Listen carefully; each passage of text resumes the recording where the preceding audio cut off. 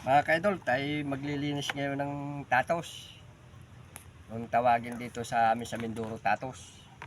Tayo nakabili sa kanina doon sa naglako. Ating ang paglilinis ito mga idol, ganito lang. Dito mo hawakan mga idol sa gitnang ito para hindi ka masipit. Tapos babrasin mo nang malis mga idol yung kanyang putik. Mga idol, oh. Babrasin mo yung papagayaan. Ito naman mga idol, kala mo lang nakakatakot.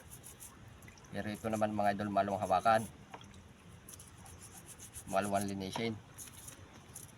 Tapos mga idol, pagka bibili ka ng mga ganitong tatos, ang pipili ng mga idol itong ganito. Itong madilaw na papagayaan. Pag yung maitim, puro putik mga idol ang dama niyan. Puro putik. Itong mga idol, mataba ito. Pag itong mga dilaw.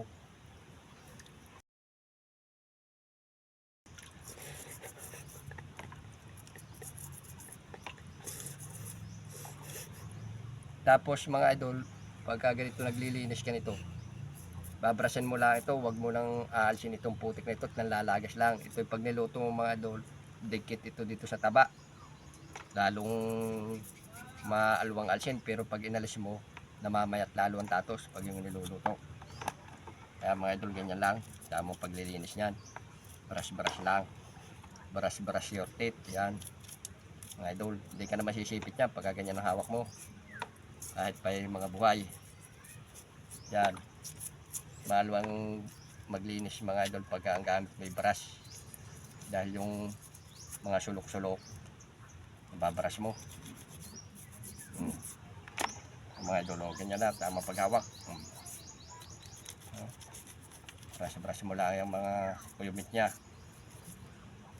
Mga idol, lalaga ko lang ito para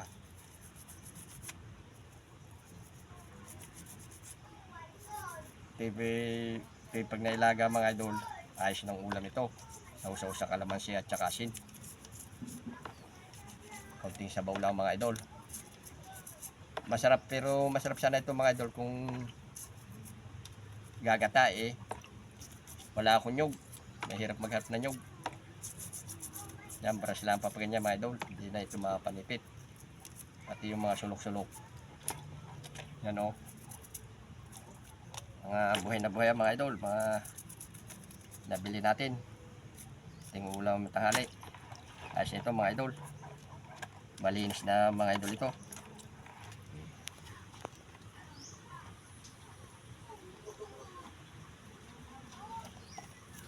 Yan na mga idol.